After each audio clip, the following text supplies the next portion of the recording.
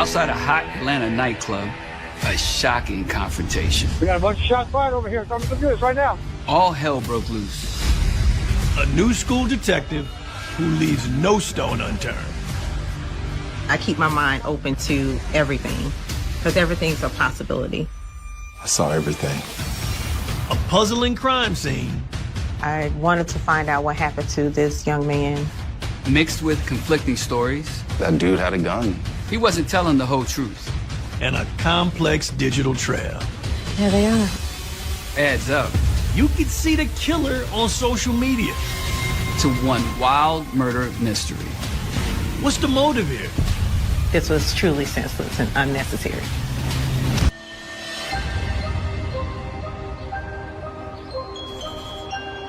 We're rolling down Peachtree Street, which is probably one of the most well-known roads in Atlanta. Now we're in Buckhead, one of the more affluent areas of the city. Although it's the enclave of the wealthy and the rich, doesn't mean you're not going to be a victim of crime. It has high mortgages and high-priced stores, but it also has its share of the dark side. And on this very block back in 2019, shots rang out in the darkness, and it turned out to be a deadly situation.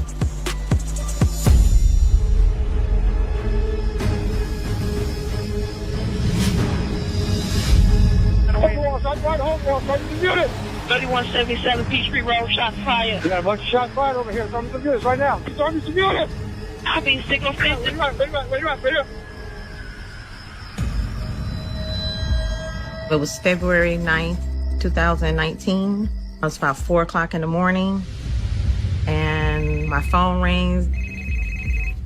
That's definitely the Atlanta Police Department calling me, letting me know that I need to come out and respond to a homicide. Tracy Lewis is the on-call detective assigned to the case. What do we have?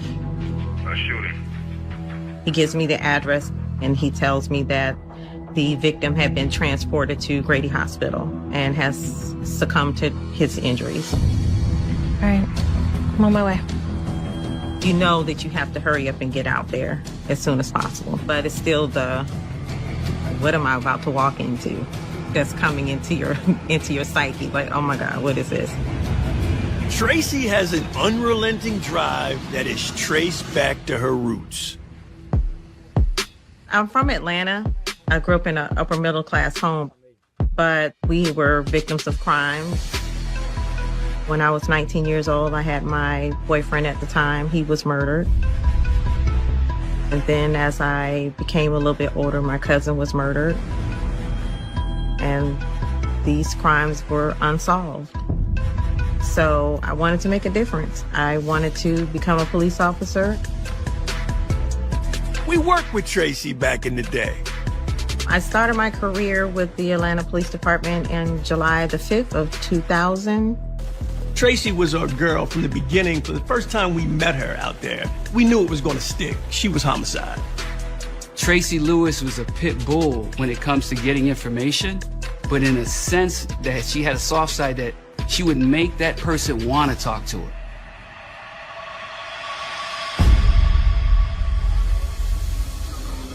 Shortly after 5 a.m., Tracy arrives on scene. The Hole in the Wall Club where this incident took place, it is a small club. This was my first time ever responding to a call at this location. Tracy's got a million things she's got to process in her brain. I'm looking at what I have. The only story that it's telling me is what I already know. Someone was shot and killed, and that's really about it. It doesn't give me anything to say what the motive was. You first on scene? Yeah, right when it happened. I heard pop, pop, pop, pop, pop. He was actually working a traffic accident outside the club on Peachtree Street. Tracy had the luck of the Irish. He hears gunfire, and this joker runs towards the gunfire while he's working the wreck in the middle of the road. He did not see the shooting. He heard the shots, and he said it was about maybe 4 to 5 shots that he heard. Did you see the suspect? No, only a victim when I got her. Black male. He was laying on the ground and he was unresponsive. The victim was rushed to Grady Hospital, where he was pronounced dead a short time later. Is my victim ID'd? No, not yet. We did find some 9mm shell casings. Anybody talking who saw the shooting? Yeah, a couple guys. I'll go grab them for you. You want tons of witnesses, good or bad, because you're trying to paint what happened in this parking lot. One of the best things that happened on this early morning crime scene is Tracy's got 2 viable witnesses. I'm Detective Lewis. I need to talk to you separately. I interviewed them separately because that's what we do. We don't want them to start taking stories from each other and, mixing their stories up. These male witnesses, they were actually friends of my victim. What's his name? Scoop. These witnesses didn't know his full government name. That's not unusual. In the culture that we're in today, the young people, that's what they go by. Our victim's name was Scoop, and that's what they knew him by. Tell me what happened. Well, we were in the parking lot. They were speaking with some young ladies. Car pulled alongside of Scoop, and they just started jawing at each other. He was having words with the person on the passenger side. And then they said that they saw the passenger shoot the victim and then start shooting out the front windshield of the car. I was a little confused. He shot out the driver's side too? Uh-huh. So that lets me know that he's shooting at someone else because my victim did not move from the side of the car. There's someone else that this person is shooting at. I'd have to find out who that is and why. What happened next? They just took off. The driver of that vehicle started ramming cars trying to get out of the traffic jam. You know the make and model of the car? Yeah. They described the vehicle as being a red Nissan Altima with the Georgia tag, and they said it possibly had the letter R in it. That's good luck. And it's got damage because it tagged a bunch of cars leaving the parking lot, trying to make that escape. Did you see the shooter? Yeah. They described him as being a short, light-skinned male. And the driver was dark-skinned with a mini afro and medium build. Saw him in the club earlier. They were in there causing a scene. They had never seen them before, so they weren't regulars. They were on the stage dancing in the shooter. He was fanning money. I don't even know why they went after school. I think I have an idea that my victim was the intended target. Got some good news for you. Club's manager's gonna send you the surveillance tape from inside the nightclub. Great. She's cooking with gas right now. There's something else. There's another witness that wants to speak. He is one of the security officers that works at the club.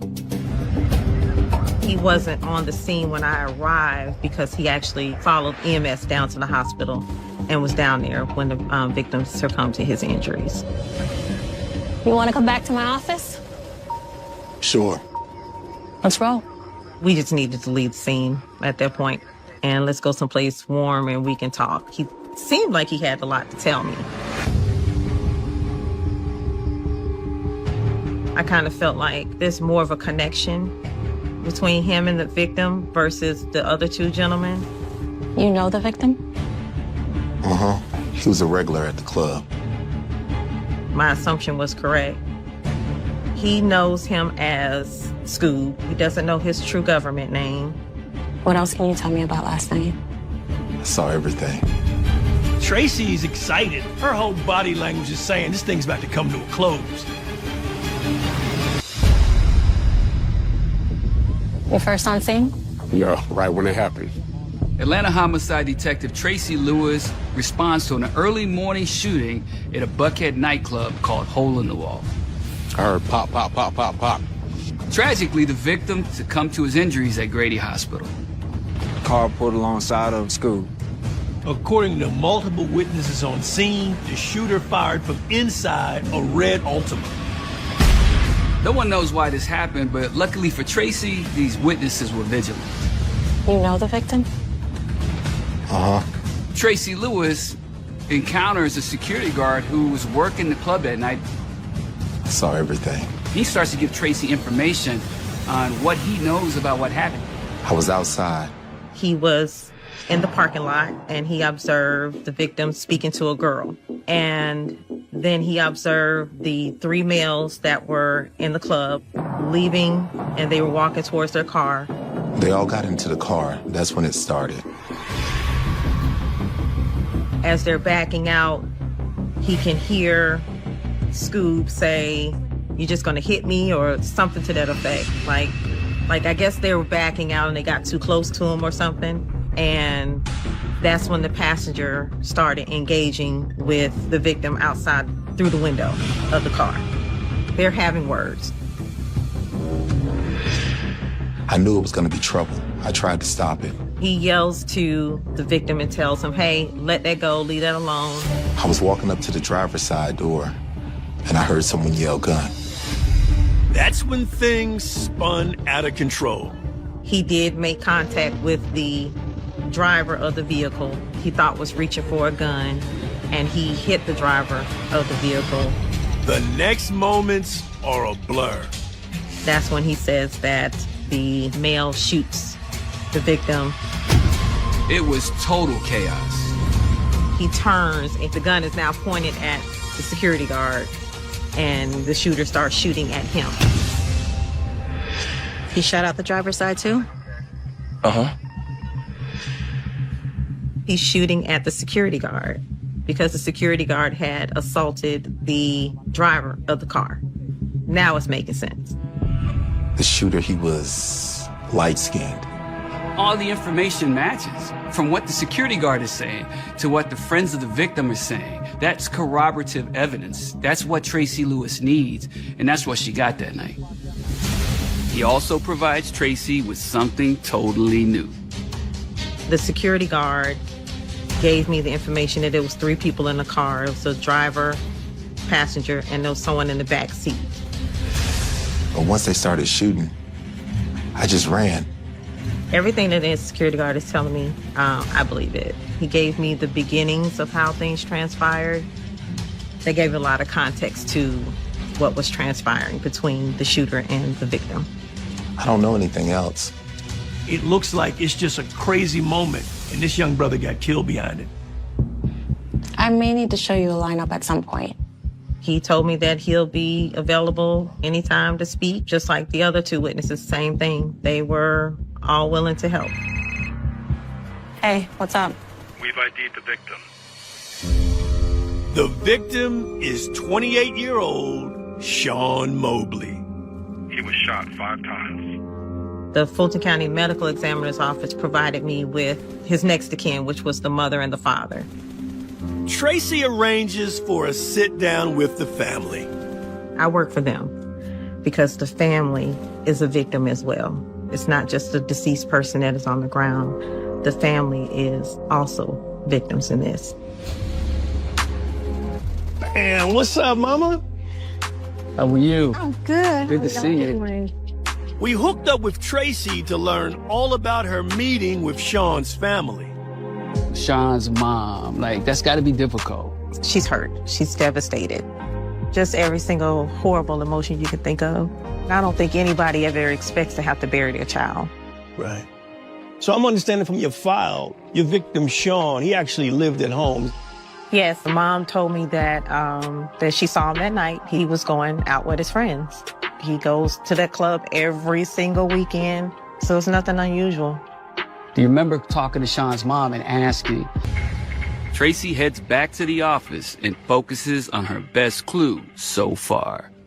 It's very important for me to try to find the suspect's vehicle because I am trying to find out who my suspects are.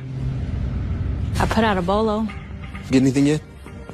Nope, nothing yet. What's great about this case is Tracy Lewis has a great description of this car. A red Altima, body damage, it hit a bunch of cars coming out. This is very important. If you can capture that car right away, there's gonna be shell casings, ballistic evidence in that car that's gonna match it up to that crime scene. Detective Lewis. You still looking for an Altima? Yeah. This particular car, it goes out in the teletype all over Metro Atlanta, and all of a sudden she gets a call that they have a possible hit on her car. They said that there was a possible vehicle that matched the description. It's red. Any damage to the body? Yes. I don't want to get excited because it could possibly not be real. Where is it? In Hateville. All right, thanks. This is like the first crack in this case. Tracy needs to drop what she's doing and get on this car and find out exactly where it is and if it indeed is her murder car. What's wrong? You still looking for an Altima? Yeah. The Sean Mobley homicide investigation catches a break. Any damage to the body? Yes. Tracy puts out a bolo on the suspect's vehicle and quickly gets a match. Where is it? In Hateville. I don't want to set myself up for disappointment. When it turns out to be the vehicle, then I get excited. What's wrong? But I just try to stay even-keeled until we get there. The city of Hateville is a city that's on the south side of the metropolitan area. It's by the airport, a very small city. Investigator Calvin Thomas agrees to ride out there with me. When Tracy gets on scene to where this mysterious car was, she finds out, wow, it's actually a Nissan Altima. It's got the right color, it's red, and it's got an R in the tag number. This is a good start. If it's the murder car, she may have evidence in it of shell casings, DNA, fingerprints, fibers, anything, receipts that could identify the occupants, the shooter, the driver, and the person in the back seat. It was dusty. That vehicle hadn't moved in a while. Just a couple scratches up here. Doesn't add up. It wasn't the damage that would have been consistent with what was being described on the scene. It struck multiple parked cars in the getaway, so this isn't the vehicle. We ran the vehicle and everything else. It wasn't stolen. There was no reports of anything, so it was a good lead, but, you know, unfortunately, it was a dead end. Back to the office. Tracy didn't give up trying to find the suspect's vehicle. She contacted the Georgia Bureau of Investigation because they have access beyond Atlanta.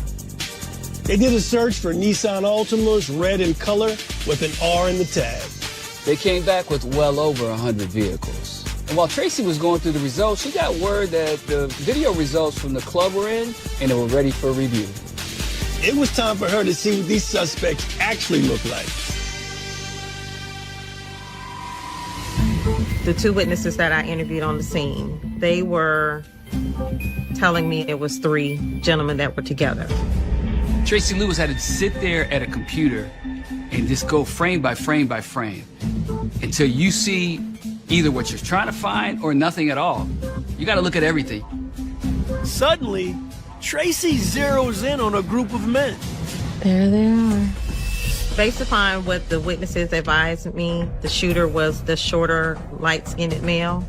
He was also the person that was seen on the surveillance footage on the stage fanning the money and dancing around.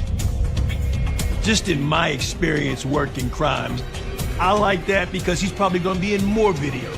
When you do more searches, that may just be his calling card. Where's Sean? Where are the fireworks? It doesn't show any altercation. They're just in the club having a good time. That was really all that the video showed. And it gave me an idea of what my suspects looked like. Let's see what the outside footage picked up. While the shooting happened outside of the camera's view, Tracy still finds the suspects. The outside camera was a little bit better. I could see better facial shots. Tracy has 3 faces. She just needs names. Hey, Jordan. Yeah, I've got something for you. So I took the surveillance footage and prepared that and sent that to our public affairs, and they released it to the media. We're just trying to get any kind of leads, or if somebody can give us a nickname, something to go off of. to try to find out who these gentlemen are. All right, we'll get it on the news. All right, thanks. People are all over social media while watching the news, and they can do the legwork for you with their phones to help you identify people. So it's more than just a useful tool. Now it's a necessary tool. Use the media. Police say last Saturday at 3 in the morning, there were 3 men inside this Buckhead bar called Hole in the Wall. And police gave us the surveillance video of them, along with this video of the suspect's car leaving the scene. And they say one of these men shot and killed Mobley in the bar parking lot. A couple of days later, the media attention pays off.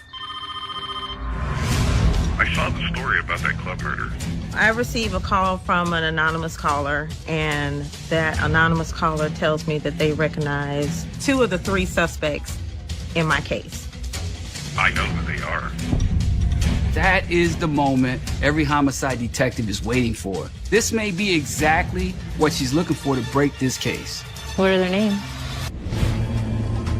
There they are. Detective Tracy Lewis investigates the homicide of victim Sean Mobley outside an Atlanta nightclub. I saw the story about that club murder. After releasing images of the suspects to the media, Tracy receives a call from someone who says they recognize the men involved. I know who they are. Every detective, they pine for this moment because your news media piece paid off. What are their names? I don't know. I'm like, oh, okay. Because I've had so many other letdowns, and you got all kind of weirdos calling, just want to say something to the police. I don't have time for this.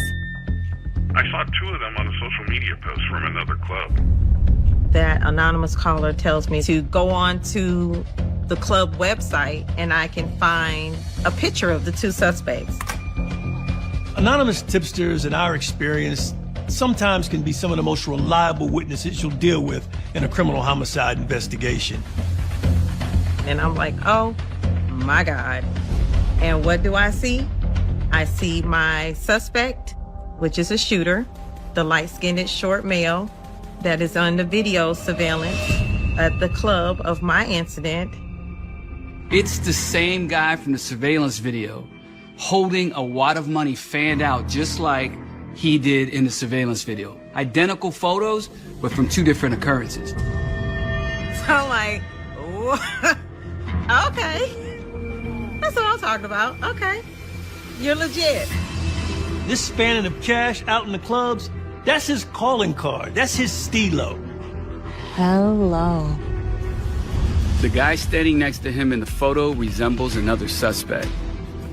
It was only 2 of the suspects that the anonymous caller gave me. He didn't know of who the 3rd person was. I'll see if I can find out more information. Call me back. This is the time that I actually got excited, because this was actual giving me something I can work with. The tipster contacted Tracy again and showed her an Instagram account. It belonged to the guy who Tracy thought was the shooter. Tracy dug through social media and found 2 different names for this guy, Otto Santana and Gavin Burgess. She ran both names through different databases and found a date of birth. And she finally got a hit for a Gavin Burgess with a Georgia driver's license and a picture. It looks like Gavin Burgess was the shooter. The only way to know for sure is for Tracy to hook back up with the witnesses and show them a lineup. I was actually in the office that day, and I said, yo, you got a good address for them? She says, yeah, but they're out in Dallas, Georgia. I'm like, what you waiting for, girl? Let's go. She laughed at me, jumped in the car, and we took that ride all the way north. So after about 40 minutes, we finally make it to the house out in Dallas, Georgia. This case is not my case, but I think I'm way more excited than Tracy because this is someone me and my partner, we watched her grow up in the department. Hey guys, this is Detective Quinn. Gentlemen. Now she's one of us, and the fact that she's nailed this evidence and brought this case to this overwhelming crescendo, I gotta be with her. Tracy's got the lineups in hand, and I'm her backup. I need you to take a look at this separately. Anytime you're showing a lineup, it's the most stressful point in any homicide detective's career. I'm nervous as hell.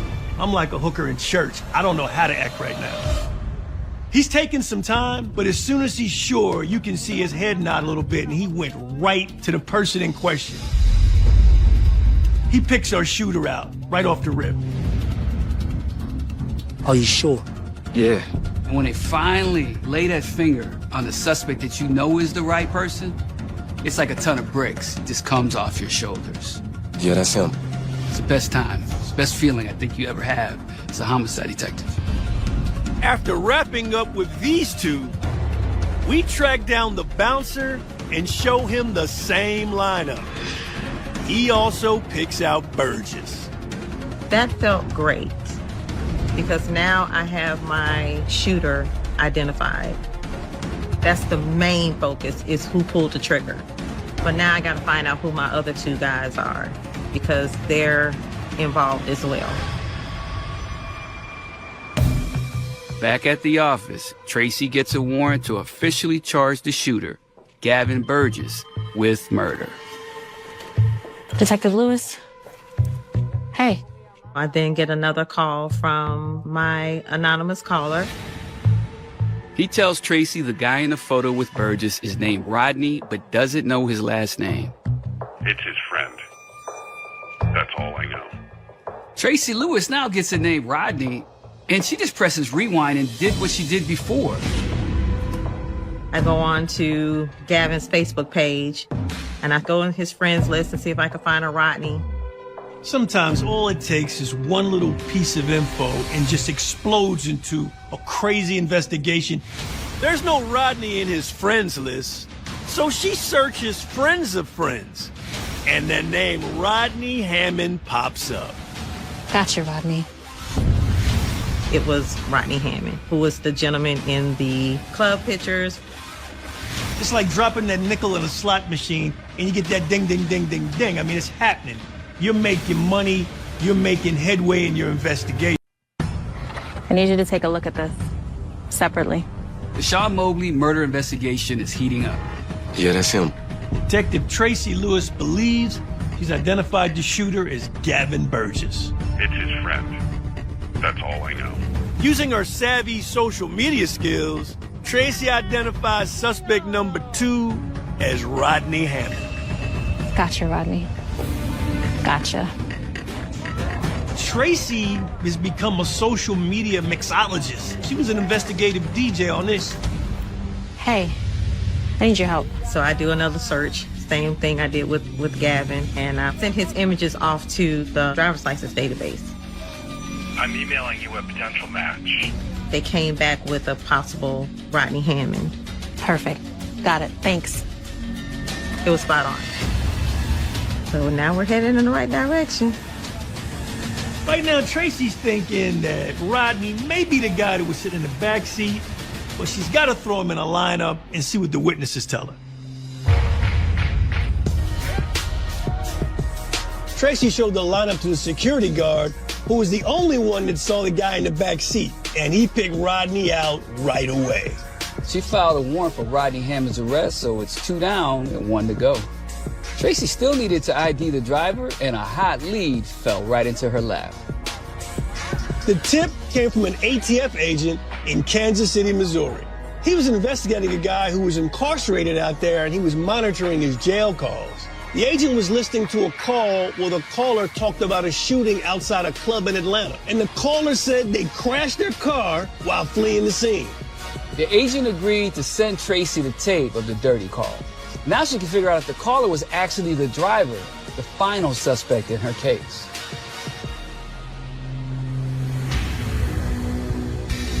I finally get the audio recordings and I hear everything that's being said on these jail calls. The caller is named Barrett Green. He's talking to the inmate and he is saying that they were leaving the club and he was driving the car and that his partner got into an argument with this guy outside the car and shot the guy. He says he had to hit numerous cars to leave the scene. That's what's called an ambiguous confession. That's somebody confessing to the crime to somebody that they hold near and dear. I got you. What's crazy is a dirty jail phone call all the way out in Kansas City yields pertinent and validated information about a murder. So not only is she getting the details, she's getting the recorded voice. They can't lie about it. She's got the proof that they made the call. She's got their voice on tape. I need you to run a guy for me. Thanks. She gets a phone number for Barrett Green. Everything in Tracy's case in chief has fallen into place. Because when you work hard on these kind of investigations, luck is going to be your cash payout. And that's what she got in this jail call. Tracy immediately reaches out to him. Hello? This is Detective Tracy Lewis. He was taken aback. I'm pretty sure if I probably could see through the phone, his eyes were probably this big around, like, and he just didn't know what to say. And I told him who I was, and I explained to him what I was investigating. You need to turn yourself in. All right. Give me a day. He broke those interview appointments. He never showed up, and I took out warrants for him. Tracy finds another reason to put Green in her crosshairs. In researching all the information pertaining to Mr. Green, I do determine that he does own a Nissan Altima, that it is red. His tag also had an R in it. So that was absolutely wonderful. She's got a tag number. So she does what any good homicide detective will do. She flags the car for wants and warrants. On March 11th, 2019, Barrett Green is picked up during a traffic stop in Kentucky. Mr. Green comes in with his attorney, and he does not want to make a statement, which is fine. And he is taken into custody. Green isn't the only domino to fall. Within days, Tracy gets word that the fugitive unit has located Rodney Hammond.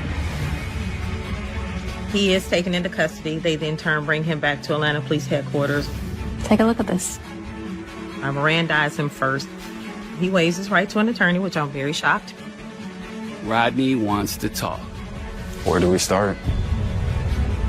He's in the back seat. He didn't do anything. He's trying to get his moves in early so he didn't have to do life in prison in the state of Georgia. Walk me through it.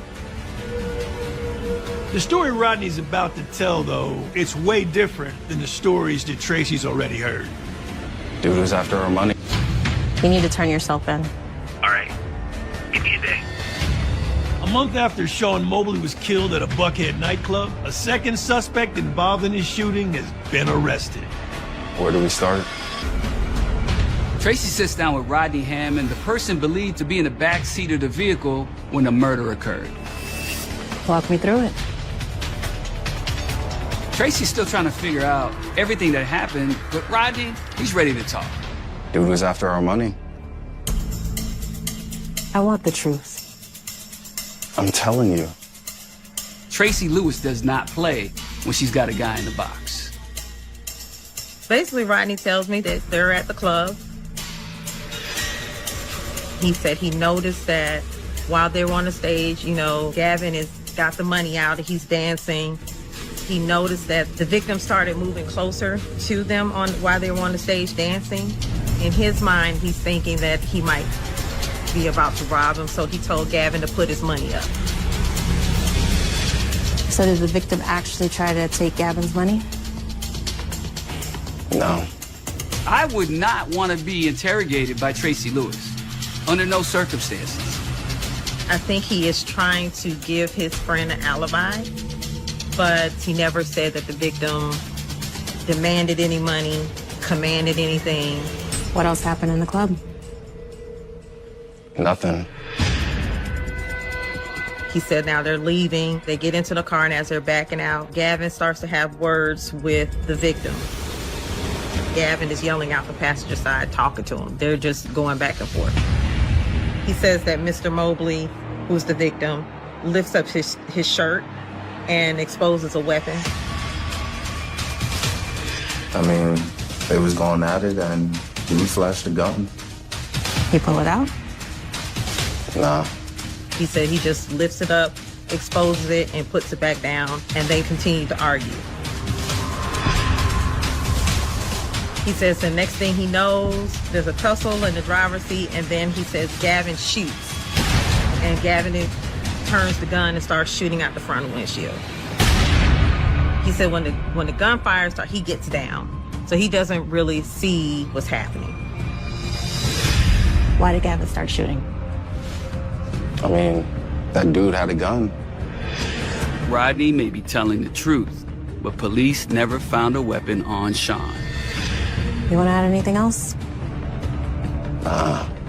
Mr. Hammond never gave me anything to say exactly why Mr. Burgess pulled the trigger. Because he wasn't assaulted. So what's great about Rodney's interview, Rodney identifies Gavin as the shooter sitting in the front seat, and that lines up with what everybody said. There's no different version of what happened. Some of it was self-serving, but most of it was factual. It was what really happened inside that car. I didn't really do anything wrong. You didn't come forward. He even admitted to saying that he saw himself on television. But he was waiting for Mr. Green and Mr. Burgess to come forward before he said anything, because he was going to be a witness for them. Let's get out of here. Mr. Hammond was arrested on party to a crime of murder, and he was transported to Fulton County Jail as well. On April 10th, 2019, Gavin Burgess turns himself in on murder warrants. He refuses to give a statement and is taken to jail. The case doesn't go to trial. Gavin Burgess pleads guilty to voluntary manslaughter and receives a sentence of 20 years. The murder charge against Barrett Green, the driver, is later dropped. He's charged with hit and run, tampering with evidence, and hindering the apprehension of a felon. He receives probation. All charges against Rodney Hammond, the person sitting in the back seat of the car, are dropped after the judge realizes there was no evidence to suggest he aided or abetted anyone in the murder of this victim. This case was crazy, and you did it. You solved the case, and now you got to tell the family. What was their reaction? She's happy, but at the same time, nothing replaces your kid. I wasn't able to bring her son back. I don't even think that we still understand why this happened to her son, because it didn't have to happen. This was truly senseless and unnecessary. As a detective, we're trying to figure out motive. This is really just beef. It happens all the time. Facts. You can just be going about your life and get snuffed out because guns are out here. Nobody's punching in the parking lot anymore. Like back in my day and my partner's day. You never know. One argument can just light the fuse and get somebody killed. Looking back on this case, we watched one of our young proteges come up through the ranks. Did you see the shooter? Yeah. And become an awesome homicide detective, criminal investigator extraordinaire. Gotcha, Rodney. When you hear the term dotting, in a sleepy Atlanta enclave, a horror story unfolds. There should be more blood. We're talking about 13 bullets through a person's body. A tireless detective.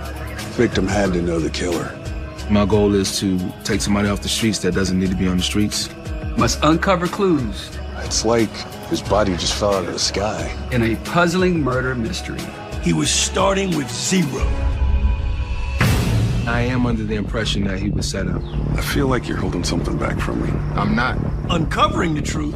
I noticed this on the night that it happened. Leads to an unexpected twist. Was the victim living a double life? Who had your car? My boyfriend had my car. She was lying. They're trying to hide something, and what better than to hide than the crime of murder? And a killer with nothing to lose.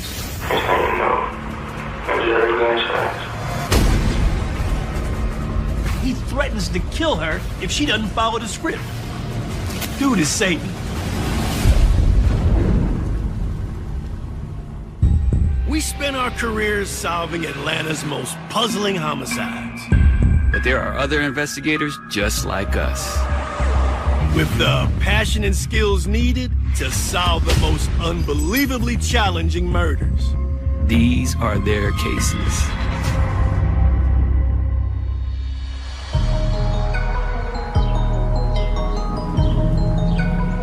We're out here on Campbellton Road in Southwest Atlanta. It's a bustling epicenter, the part of Southwest Atlanta where everyone meets. It's a great place to raise a family, but like any other neighborhood, it's got a dark side.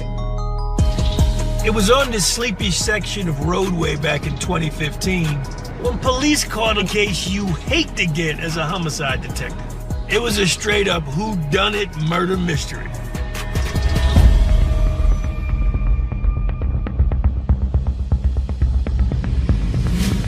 On December 22nd, 2015, a concerned citizen calls 911 about a person shot dead in the middle of the street. Police, when they arrive, they find this victim laying face down in the middle of the road in a puddle of rainwater that had accumulated. So this is very odd. Detective Howard Griffin, AKA Griff, is up in the rotation. I'm probably about maybe 10 minutes away from home. Then I get a phone call from my supervisor. What's the address? Unfortunately, because of the way things happen, Griff has to turn around now, head back to work. I'm on my way. Griff just knocked out an 8-hour shift and his day just begun for the second time. I know a lot of times people say they've always wanted to be the police or always wanted to be a detective. That was not my story. I'm from Rochester, New York. Graduated from high school in 1998. Made my way to Clark Atlanta University and just ended up staying. I loved it. What ultimately drew me into homicide was the loss of my friend Darian Grantham. He also went to college with me from Rochester, New York, and he was shot and killed in the city of Atlanta. So it was kind of life-changing, and I wanted to become a homicide detective. Some detectives come to homicide for the glory. Griff was there to bring closure to these families. We worked with Griff back in the day. He was in the unit less than a year when he caught this case.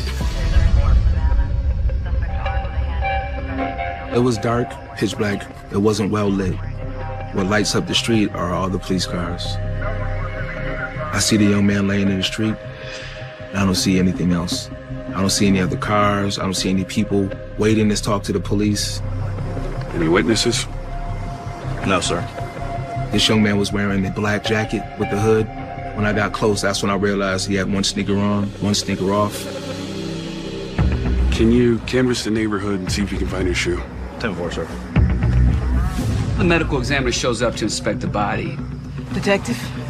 And when they turn the victim over, they can see he's got multiple gunshots. I saw a defect on his head, one of his forearms, a thigh. I mean, excuse the language, but it was overkill.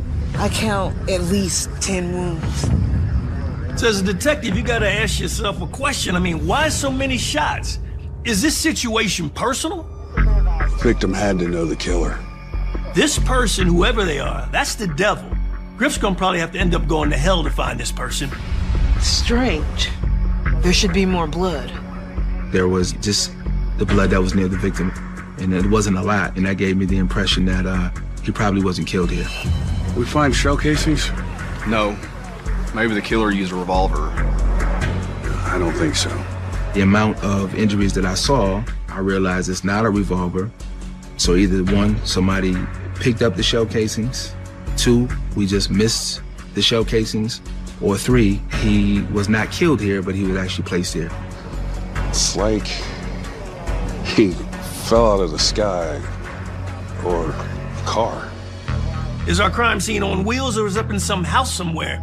I didn't have much to go on. This young man did not have an ID. What he had in his pocket was a set of keys and maybe $20 worth of currency. No shoe and no cameras.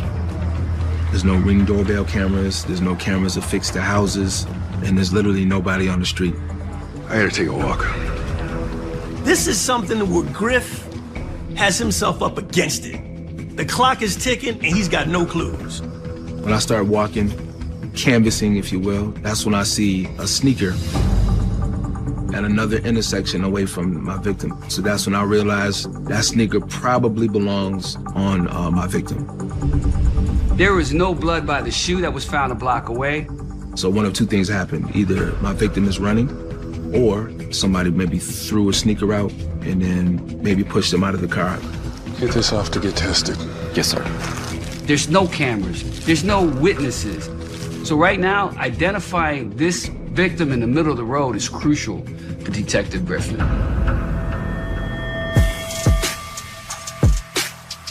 Griff, what's up, my guy? Vinny, what's up, brother? We met with Griff to learn how he moved this investigation forward.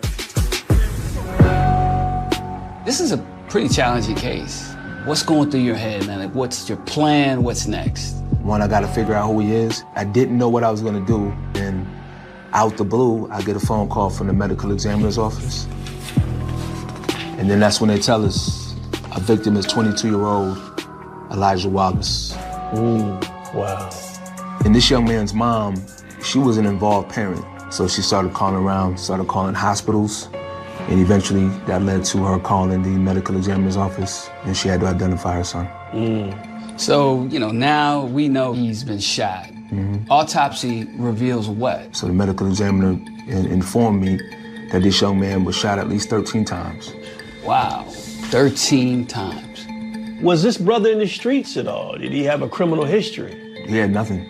And that's what was so strange about this. Somebody who doesn't have any interactions with the police.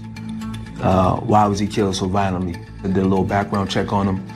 Then I realized that this young man used to live in the neighborhood that I raised my family in. Oh, wow. Really? Yeah. I mean, I got married 300 feet away from his house. So this is your neighbor, man. This is your neighbor that got killed. This young man actually is the same age as my oldest son, and they went to the same high school. They didn't know each other, but, it hits a little different. Wow. Yeah. Now, the next thing, of course, I learned from brothers like you. Now I have to go speak to his mom. Griff meets with Elijah's mother. Thank you for meeting with me. Just find who did this. She put her heart on hold, like she put it on the table. And she's like, I'm business. I want to find out what happened to my son. Why don't you tell me about your son? Well, he was taking a semester off from school. I didn't find anything negative or alarming. It just seemed like he was a young man who went to college and just trying to figure out life. Everybody liked Elijah. He was a good kid, squeaky clean. But somebody wanted Elijah dead so badly that they shot him 13 times. It just doesn't make any sense. When was the last time you saw your son? Around 9:30 that night. Me knowing that we got dispatched to the location at 12:47, that's helpful because it helps me with my timeline. He was going to a kickback. Now, a kickback is a small gathering, just some close-knit friends doing video games, playing cards. Nothing too big or too outrageous. Do we know who was there? I'll make you a list. She identified one particular friend, a guy named Ronald Edo, who actually picked Elijah up to take him to the kickback. This was important information. Ronald would know a lot. Ronald Edo, she mentioned he was probably the closest to Elijah. They spent a lot of time together. I think they grew up together. So I felt like it was important to go talk to him first. This case is about to take Detective Griffin down a rabbit hole. At least 10 wounds. Detective Howard Griffin is working the murder of 22-year-old Elijah Wallace, found dumped in the middle of the street in Southwest Atlanta. He went to a kickback? Elijah's mother provides Griff with his first potential lead. She wanted us to talk to a friend of her son's named Ronald Edo. Ronald, he'll know a lot. Ronald could put Griff in the right direction of finding out where he was right before he was shot. Griff contacts Ronald to set up an interview. Not too far from where Mom lived, there was a Waffle House. I called Ronald, asked if he'd meet me there. See you soon. We would meet our witnesses in the parking lots of gas stations, and especially Waffle House, because it's a place that everybody knows. So Griff learned that trick from me and Quinn. Now in Atlanta, people go to the Waffle House after church and after the strip club. It's just that place.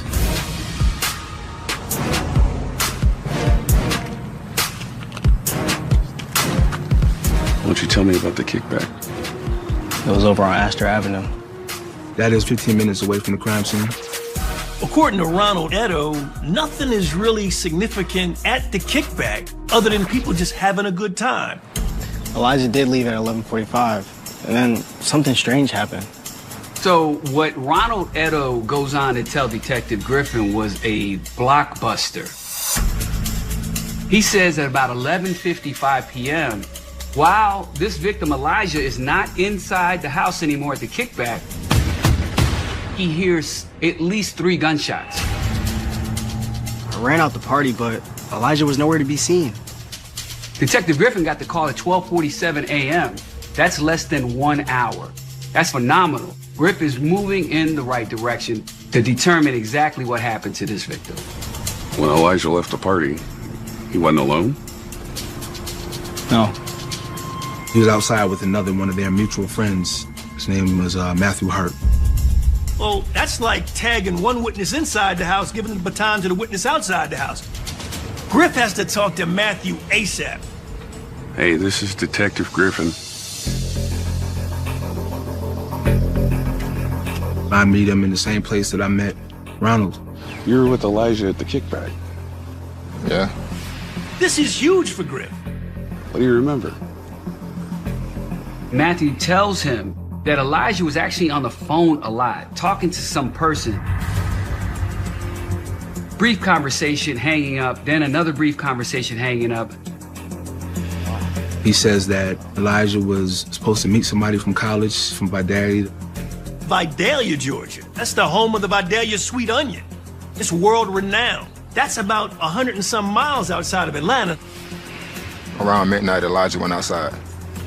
He says that he remembers a car pulling up. There was a gray Nissan Sentra, so he's very specific with the color and the make and model. That's huge. While he doesn't have a tag, that is a serious jumping off spot. We know now our crime scene probably has wheels on it. Who was he with? I guess the dude from Vidalia. He said that there was 2 people in the front seat. And when Elijah got in, he got in the back seat and kind of slid over behind the passenger. Right now, Griff has to figure out who's driving that gray Nissan Sentra and who else is in the car that Elijah got into. Do you remember anything else? Elijah had a backpack. We did not find a book bag on scene, so this is the first time that I'm hearing about a book bag. Do you know what was in the backpack? Elijah said he'd be right back, but I never saw him again. By the time the car got to the end of the street, he said he heard what sounded like gunshots from inside of that vehicle. And you didn't call the cops that night? No. Why? Don't know. Right now, Matthew is stinking. I feel like you're holding something back from me. I'm not. Griff's got put a microscope up Matthew right now. Describe the guys in the car.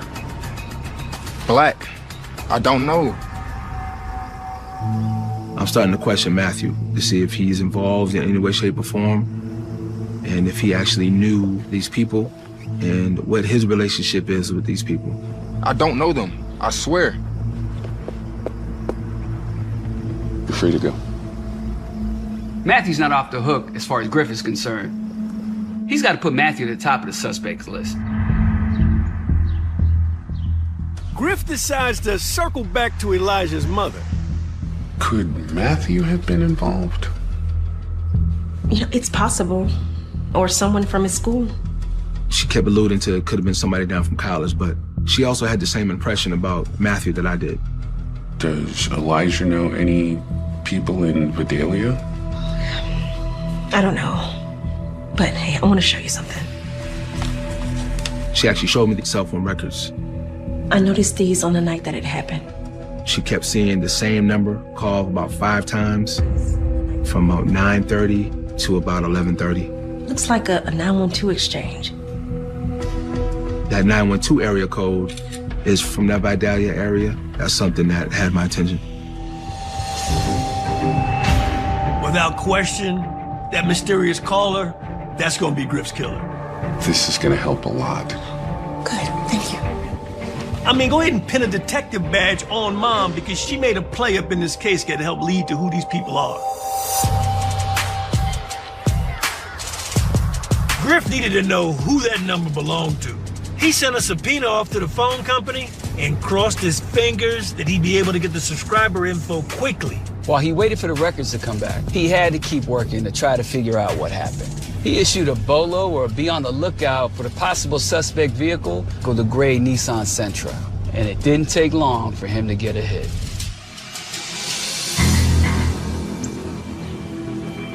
I get a phone call. It's a GBI investigator. And he said that he had found a vehicle. He immediately says that he was part of an arson investigation down in Montgomery County. It's the Vidalia area. Yeah. This has to be the suspect vehicle involved in a homicide. He says there was a fire that was started. They were able to put the fire out and looked like there was blood in the backseat. You need to see it. Elijah got in his car. It was torched somewhere down in Vidalia, Georgia. It all makes sense. It's time for... When I do sit down and meet with the family, I explain to them why I do what I do, which is largely because of my friend Darian Grantham, shot and killed on the street that he and I used to play basketball on. Why don't you tell me about your son? Hopefully they get the idea that I'm just like them. I've experienced the loss. It might not be in the same magnitude, but I tell his story as often as I can. Now, I wasn't expecting to start out crying. Drop it. He said, you taught me never to run from... Homicide detective Howard Griffin may have just caught a hot lead in the Elijah Wallace murder case. It's the Vidalia area. Yeah. The vehicle matching the description of the suspect's car is actually involved in an active arson investigation. Arson? This can't be a coincidence. The car looks the same as described. It's got blood in it. And most importantly, it's found in Vidalia, Georgia, where we know some of these suspects may be from. You need to see it. Everything that Griff is doing now is leading him back to Vidalia. His investigation has taken shape and form down in Onion Country. That's where the answers lie. Griff drives 180 miles to rural Montgomery County, Georgia, to check out the vehicle. When Griff finally makes it to where this car is located, meets with the GBI, he learns all hope is not lost. I would have thought this would look way worse than this. The evidence is preserved perfectly. Maybe if they'd done a better job. You see, the fire was started inside. When I asked how it was possible that all these items were preserved, how it was explained to me is the vehicle windows were all rolled up. So the fire didn't have any oxygen. Essentially, it went out on its own. And in here, got the bullet holes. At this point, I'm knowing for certain that this is my crime scene. And going back to Matthew. Around midnight, Elijah went outside. He told me that when Elijah got into the car, he slid over and was sitting behind the front passenger. So now in my mind, that kind of is confirming to me this is probably where Elijah got shot. It appears to be blood on the floorboard. There was a lot of blood. Did you find any shell casings?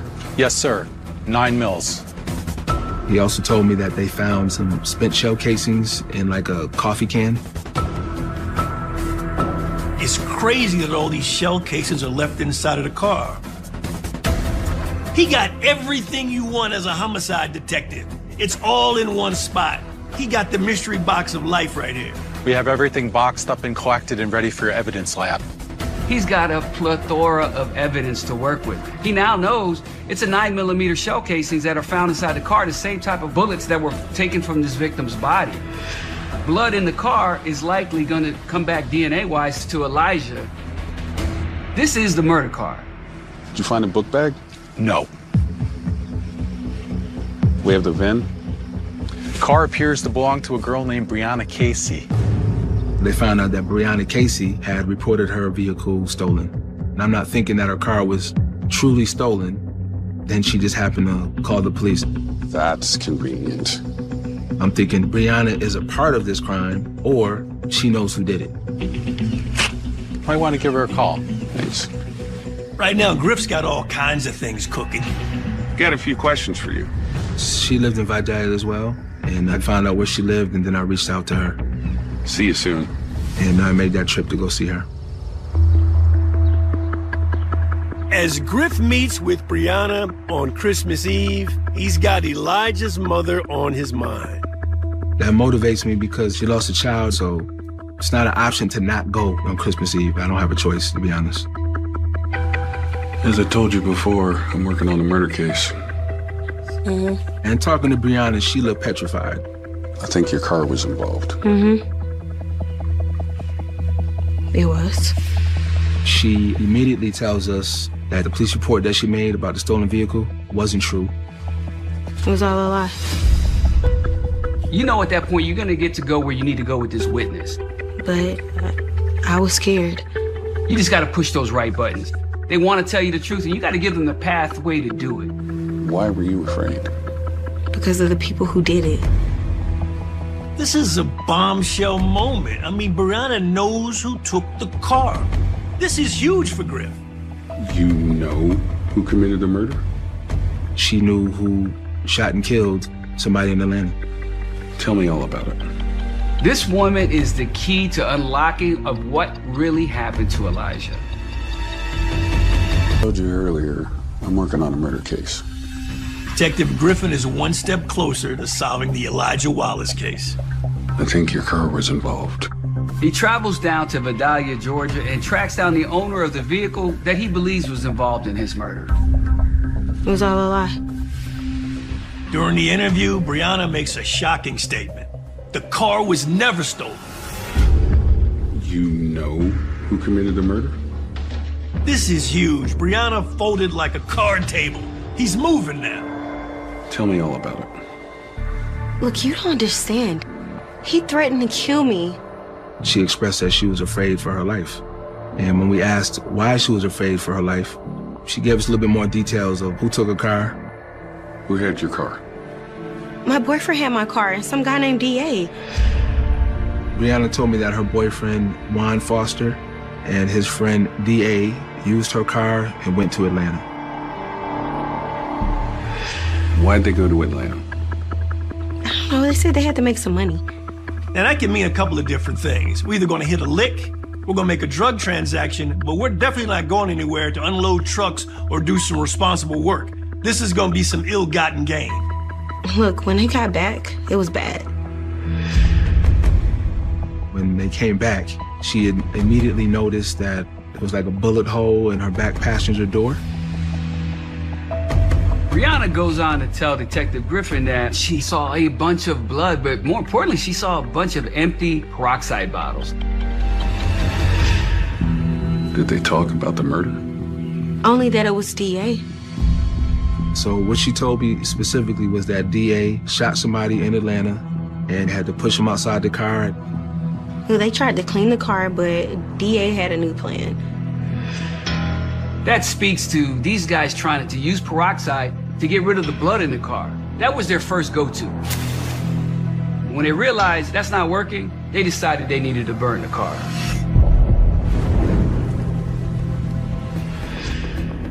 He told me to report it stolen.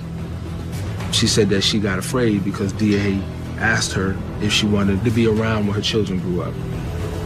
Like, if you want to see your kids grow up, you better do this or else. Look, my boyfriend is afraid of him too. Supposedly, he killed somebody before. She was under the impression that he knows how to get away with murder and that he would probably harm her if she cooperated with the police. What's D.A.'s real name?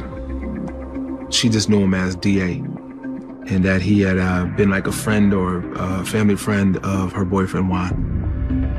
This guy, D.A., is the devil. I mean, he gives his murder resume to Brianna, and then he asks her an open-ended question, do you want to see your kids grow up? I mean, he threatens to kill her if she doesn't follow the script. Dude is Satan. Now it's time to go do some research on D.A. and her boyfriend, Juan.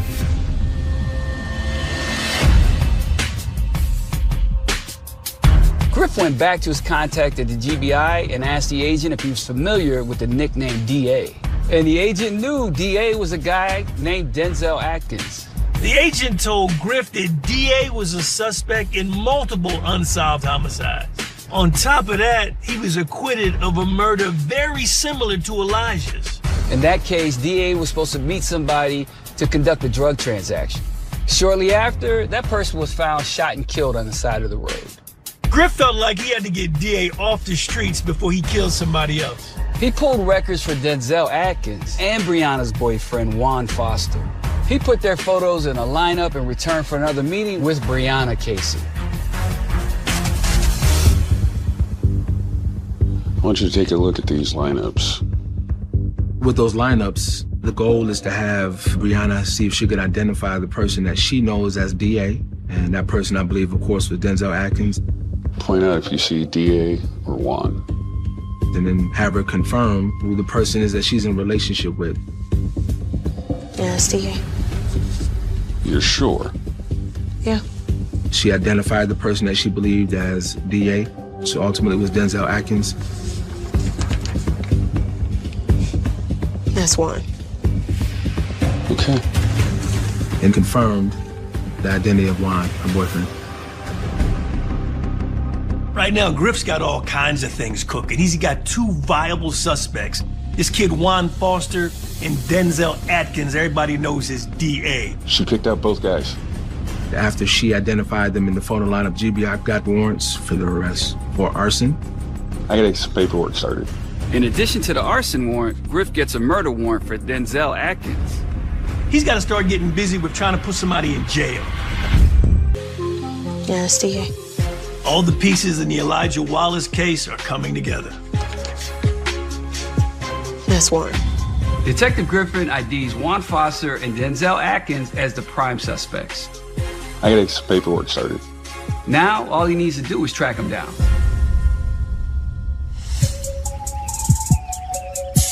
Griff ended up only putting a murder warrant out for Denzel Atkins. This was intentional because all signs turned to him to being the actual shooter. As a homicide detective in this situation, you gotta choose wisely who you want to approach first. And typically, the non-shooter's the one you go after. The weak link. In this case, it was Juan. He already had an outstanding warrant for the arson investigation, so that's how Griff could bring him in. He reached out to Juan's family for help. Juan's mother told Griff that her son was afraid of DA. She also felt like DA was keeping close tabs on her son. So Griff told her it was important that he find Juan before DA does. Juan Foster's family agreed to negotiate a surrender. Griff now has another family member participating in his investigation. It was absolutely phenomenal.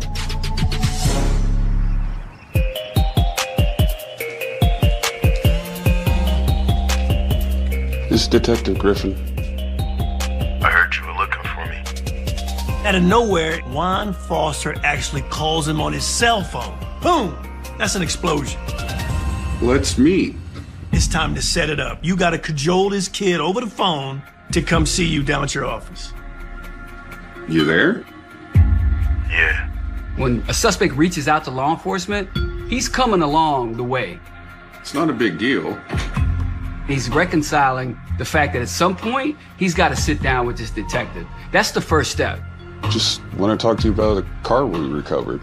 I told him that I had questions about the arson investigation and that it was important that he turned himself in. He acknowledged that it was important. I'm scared. But he also brought to my attention that he was afraid. He says that DA was somebody that he was afraid of, and he just witnessed him do something that he had never seen before in his life. So I took that as he was also afraid, just like Brianna was. Tell me where to find DA. I don't know. He pretty much told me that he was avoiding DA, didn't know where he was, and then I just told him that it was important that he turned himself in so we could talk. I'll think about it and I'll call you back. My experience is when you get a suspect on the phone and they make the actual contact with you and they say they're gonna call you back, that's not happening. Cold feet is an understatement in this situation. It's real tough for them to connect that next dot. Griff couldn't get him to come in right then and there, but what he has to do is continue to work the family, continue to try to reach out to Juan to convince him to come in. Several weeks later, Griff receives a surprising call. Juan, he called me again, and that he wanted to turn himself in. So contacted our fugitive unit, who's responsible for taking people into custody and kind of help facilitate him turning himself in safely. Juan Foster is taken into custody and brought to APD for questioning. Detective Griffin now knows he's going to have an opportunity to sit across from the table of Juan Foster and get to the truth of things. It's an exciting time for Detective Griffin. Did you want to talk to us today? I'll talk to you. Okay. This is the moment he's been waiting for. He has an eyewitness that is going to put all of these pieces of the puzzle together and likely put the gun in DA's hand and tell exactly how this victim was killed. He was very quiet, a little docile, a little shy. I didn't get the impression that he was capable of shooting and killing Elijah. So we're gonna get to it. You see a lot of things on TV. People do the good cop, bad cop. I don't really do that. And I just really have a conversation with people. And I'm very transparent. I'm not here to judge you. I don't plan on wasting your time. I respect your time just like I'm hoping you respect my time. He doesn't come at him hard. He comes at him soft. He comes at him as a human being. Be completely honest and tell me the good, bad, and the ugly. I wanted him to clearly understand that by not cooperating and not helping, somebody who killed somebody is still out there in the street. I'll cooperate. The first person up to the plate gets to bat the ball. So right now, Juan Foster's it. So we're gonna get to it. Griff is a natural talent. I mean, fresh cabbage up in the unit, come in like a 20-year veteran. I need your help with something. He made him feel like he was actually part of the team. It's ironic that he makes a suspect feel like you're now part of the law enforcement team investigating the crime that you committed yourself. Did you want to talk to us today? I'll talk to you. Okay. That's an art form. You can't be taught that. Griff is that dude. So we're gonna get to it. The Elijah Wallace homicide investigation appears to be coming to a close. I really could use your help with something. Detective Griffin has one of the suspects, Juan Foster, in custody. Did you want to talk to us today? I'll talk to you. Okay. Griff sits him down for an interview and he agrees to talk. Time to get some answers. I just came because he wanted to go to Atlanta. He told me that DA was coming to Atlanta to make some money, and he asked if he wanted to ride with him. I wasn't gonna be a part of no murder, man. From Juan's perspective, he was literally just riding with DA to pick up some money. He just said that he needed some money. What do you mean? Did he come up here to bother me? What it's looking like is Juan and DA were meeting up with Elijah to conduct some drug transaction and never really planned on paying for the weed. Alright, so how y'all gonna get up here? My girlfriend car? DA wants to take Juan's girlfriend's brand new Nissan Sentra. Who drove in? He did. When Juan, shows up to pick DA up, DA's like, nah, man, I'm driving. So right there, that just shows he's the heavy in this scenario. He's the control freak. I don't know too many people that would allow somebody to drive their girlfriend's brand new vehicle. So when I tried to understand their relationship again, I just kind of got the impression that Juan would pretty much do whatever DA said. He make a phone call or something like that, he on the phone. DA was calling the person that they were supposed to meet. Elijah was on the phone several times with somebody and mentioned Vadaya. So at this point, Juan's talking about DA talking to the victim, Elijah, on the phone. We had pulled up, the dude had got in the car. And he said the young man opened up the rear passenger door and slid across the seat. So now he's sitting directly behind him. He said he doesn't know him, never seen him before. Juan goes on to say that the person that got in the back seat of the car had a backpack.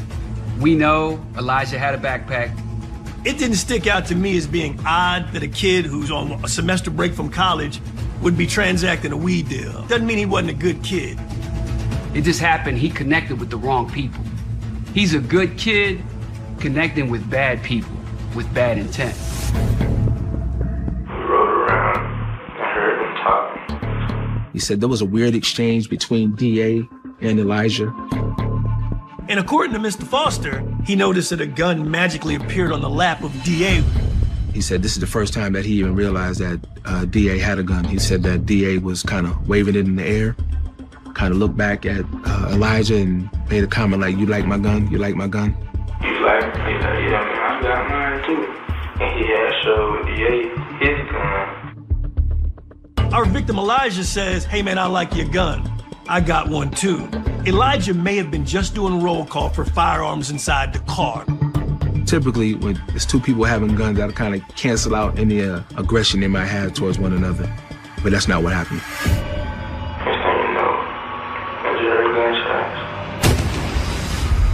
Juan goes on to say that DA turned around and fired several shots. He described the gun as having an extended clip and just unload it into the victim. He's in complete shock. He said he just can't believe what he just witnessed. His ears are ringing, and he just closes his eyes in disbelief. And at that point, he tells me that DA starts to drive around. A short distance later, DA pulls the car over, gets out, and actually manually pulls victim Elijah Wallace out of the car and dumps him there. We had driven off, and then we realized some of the dude's stuff was still in the car. Juan Foster goes into detail that they threw the victim's gun out the window, the victim's shoe out the window.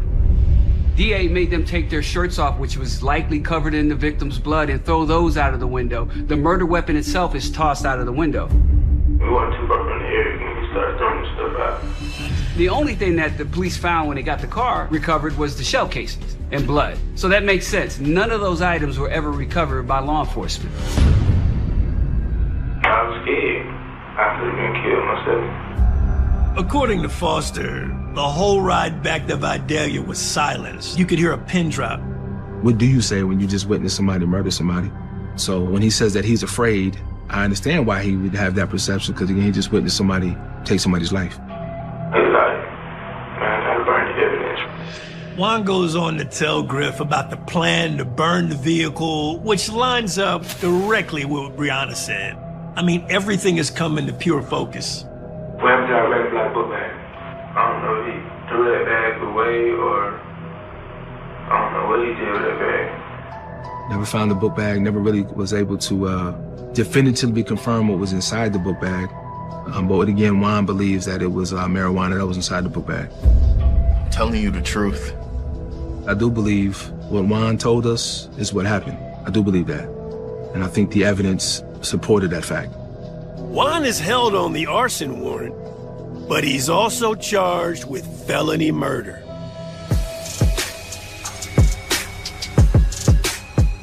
Nearly 6 weeks later, March 2nd, 2016, the fugitive squad gets a tip that Denzel Atkins is actually hiding in an attic at a friend's home in Savannah, Georgia. They bring him to homicide, and to no one's surprise, Denzel does not talk. Juan Foster ends up pleading guilty to his role in the crime. He's sentenced to 10 years in prison and 5 years probation. In 2020, Denzel Atkins goes to trial. Denzel Atkins was ultimately convicted on felony murder, possession of marijuana, possession of a firearm during the commission of a felony, and robbery. He was sentenced to 2 life sentences, plus an additional 15 years. My man Griff, I mean, you did a phenomenal job on this case, brother. I mean, you were straight dogging going after your evidence. We have one black male with multiple gunshot wounds. When I think back on this case that our protege was assigned in his first year in the unit, and he worked it like a seasoned 20-year vet. You need to tell me the truth. And then when you think about the family, I look at Elijah Wallace's mom. I noticed these on the night that it happened. This lady went through the worst tragedy, losing her son, and she had boots on the ground helping with the investigation. Why were you afraid? Because of the people who did it. This case, while it was sad, it was beautiful the way it all came together. So we're gonna get to it. There were some people that Quinn and I were helping along the way that just weren't cut for homicide. First thing you know, I just heard gunshots.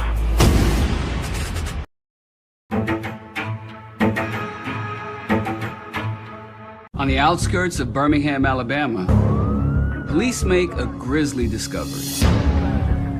You've got what looks to be execution-style murders. That's nuts, that's crazy. The gun was pressed right to the skin. A dedicated investigator. It's another contact wound. I don't quit. Must give his all. The longer I work, the more people I talk to, I'm on my way. I can figure out almost anything. This guy looks familiar. You could tell that this was not your typical homicide. What y'all have? Missing persons case. The detective will follow one jaw-dropping lead. My boy told me the story. To the next. He says this guy Buck is an eyewitness. To uncover the truth, young boy punked out. In a brutal double homicide. He said he gonna kill me and he gonna kill my mama if I ever say something. It's almost like giving a priest a confession. We spent our careers solving Atlanta's most puzzling homicides. But there are other investigators just like us, with the passion and skills needed to solve the most unbelievably challenging murders. These are their cases.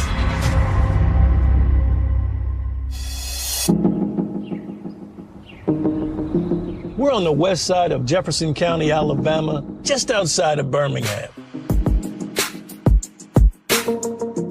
Jefferson County is the most populous county in the state. It has deep ties to the civil rights movement. The town we're in is called Mulga. This is a small, sleepy hamlet. It's a rural area filled with hard-working families. This place looks a bit like a town that time forgot. But back in 2011, this very neighborhood will be at the heart of a brutal murder mystery.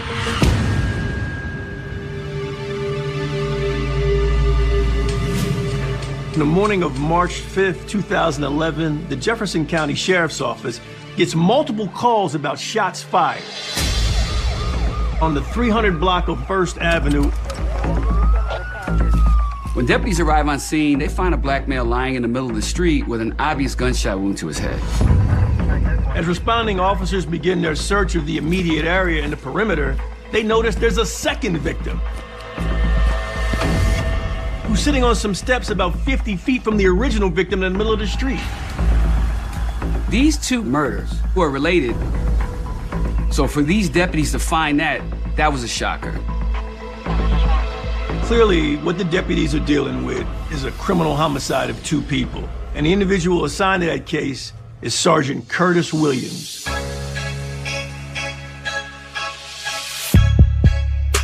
At the time I got this case, I had been in investigations approximately 10 years. I mean, it's just an adrenaline rush. It's almost like a quarterback playing football. He's sitting on the bench and the defense is on the field, but when they put him in, it's time to go. Detective? Deputy? Now let's get started. One of my best attributes, I think, I don't sleep much. And if I'm involved in a homicide, my mind is constantly running. Got multiple gunshots. So I can work longer than most people, and I like to solve stuff. There were shell casings down by the body of the individual in the street. He's able to determine that the weapon uses a .22 caliber weapon. Probably from a rifle. If they're ejecting and they're on the street, it's usually a rifle. .22 caliber pistols or revolver, typically. I see the young man laying in the roadway, and there's blood everywhere. The victim appears to be in his 20s to 30s. So we got one entry wound here. There was a contact wound to the back of his head. Anytime you get close to someone and pull the trigger, the gun will burn that person. Some stippling, they call it. Little specks, burn specks on the body. The gun was pressed right to the skin. And based on the blood and where it was at, I knew that there had to be more wounds. He was shot multiple times, a few times. And that explains the kill shot. They likely were still alive as they're getting hit in the body because the rounds are so small. The killer now has to ensure that they're dead. Stand over them with a long gun, .22, press that barrel against their head and pull the trigger. Detective Williams. The deputy coroner arrives on scene. Time to get to work. Unlike some shows you see on TV, we don't touch the bodies because we don't want to disturb any evidence. There's multiple gunshot wounds, at least 6. Any ID on him? They checked his pockets and they didn't find any identification on him. Let's go see the other guy. Okay. After observing the victim, number 1, lying in the roadway, there was a belt probably 20 or 30 feet away from him, tied in a manner that made us believe that that belt had been used to bound his hands behind his back. The bodies were about 50 to 70 feet apart. The other individual sitting on the steps of that abandoned house. He appeared to be mid to late 50s. He was a very light-complected black male. He's in a seated position like I'm sitting in this chair, and he's shot right in the forehead. It's another contact wound. You can see that bullet wound to his head with soot around it, so you know somebody stuck a gun to his head and pulled the trigger. That's an execution. There's no doubt about it. I think our guy was bound with this. This guy looks familiar, but there's no ID. So many times, Quinn and I have had cases where our victims are no ID. Sergeant Williams has the same dilemma right now. There are more 22s here. What Sergeant Williams has is literally a breadcrumb trail of shell casings from his original victim on the steps of this abandoned house all the way to the poor victim in the middle of the street, the younger guy. The other guy was trying to get away. The elderly gentleman that was sitting down was shot first. The other gentleman ran, and then the shooting started behind him. He shot him as he was running away. And then he walked him down and shot him again. So right now, Sergeant Williams has to consider what's the motive here. Is it purely just homicidal rage? Probably not. This area is an area that we've had drug problems in before. So what are you thinking? Drug murder? There's got to be some kind of drug deal going wrong, or somebody trying to rob somebody or something to that effect with regards to drugs because of the area that it occurred in. It started with a kidnapping. It was obvious that someone had brought these guys there against their will. They didn't live in this house. This house was abandoned. The houses next to it, they were abandoned, and they weren't from the area. So it was clear to me that, okay, we've got another crime scene. All right, call me if you find anything. Well,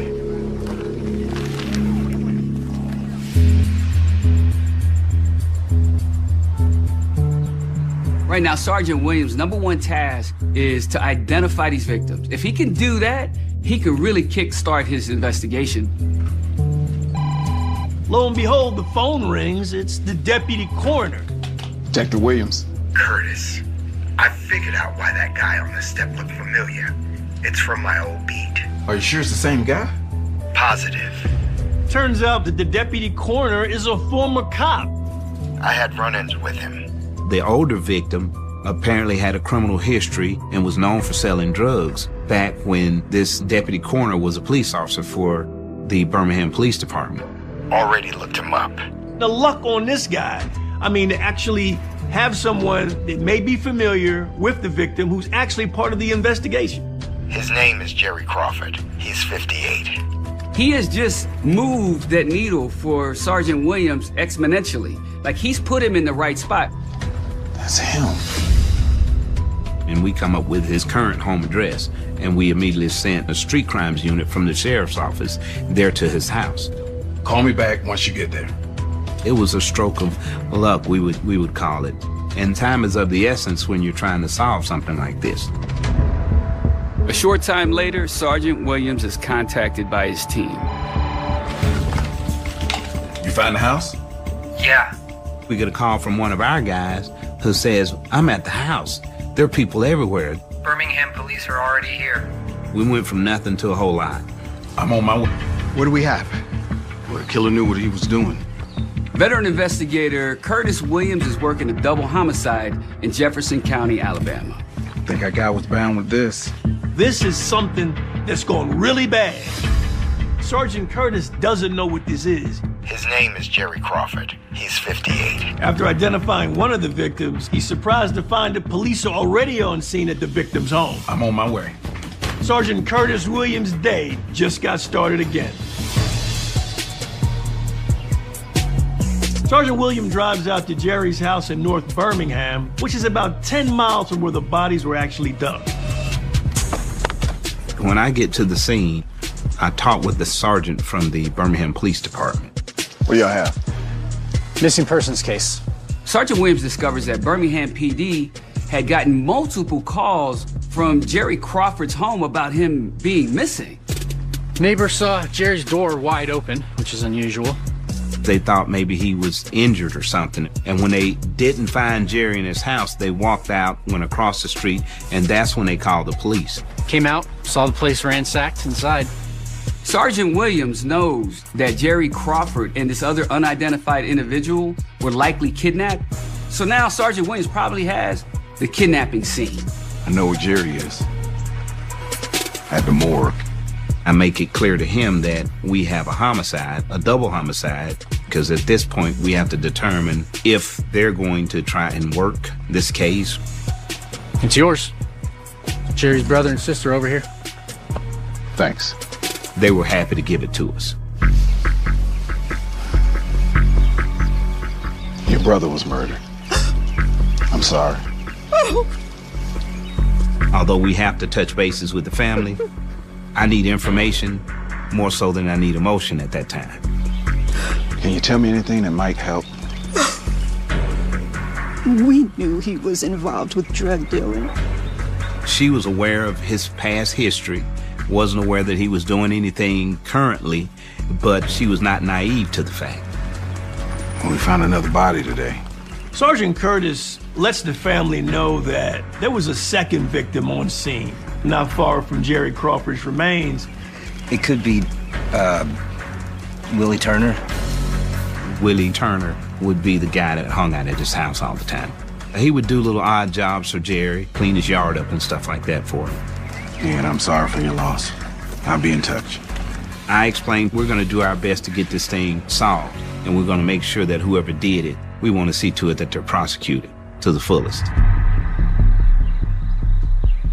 Sergeant Williams finds the actual 911 caller is standing right there on scene, and his name is Joe Wright. All right, so what can you tell me? Well, Jerry was talking to somebody out front. Joe Wright tells detectives that he actually heard Jerry speaking at around 9 a.m. and Jerry's telling somebody in an elevated tone that, he can't cooperate. He's got to go to a funeral. Someone had died in the neighborhood, I think across the street from him, and Jerry was going to go to that funeral. Right now, the irony can't be lost. Jerry Crawford preparing for a funeral. He dies that same day. There's something eerie in the universe with this whole case right now. Who's Jerry talking to? I don't know. It was just a lot of commotion in the front yard. His girlfriend came home, and I think it was maybe an hour after the commotion that they went outside.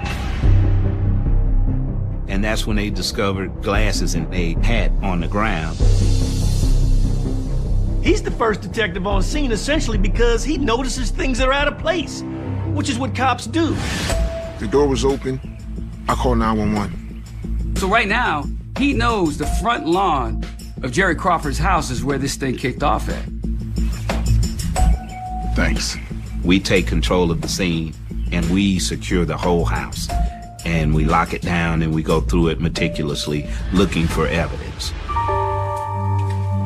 As we went in the house, it was just in disarray. There was stuff thrown all over the place, strewn all over the house, like somebody had been in there looking for something, like they had turned the place over. Missing TV? Yeah, but I don't think that's what they really wanted. The only thing that we could determine that was missing were 2 TVs. When you see a scene like this, people aren't looking for appliances and televisions. They're trying to find money and drugs. It started to dawn on me, yeah, this guy is not out of the drug game, and that's why these people came and did what they did to him. I'm heading to the office. If you need me, call me. All right, will do. We were feeling pretty good at this time, but when we're working a homicide, we want to keep our foot on the gas and not stop. We met with Sergeant Williams, and he walked us through his next steps in this mysterious double homicide. Let's chop it up, man. Looking forward to hearing all about it, man. All right, let's get started. So now at the point in your investigation where you have identified one victim, Jerry Crawford, what did you do next to identify the other victim? Some of Crawford's family members were there at the crime scene, and people are walking up and asking well, what about Willie? Where's Willie? This guy, Willie Turner.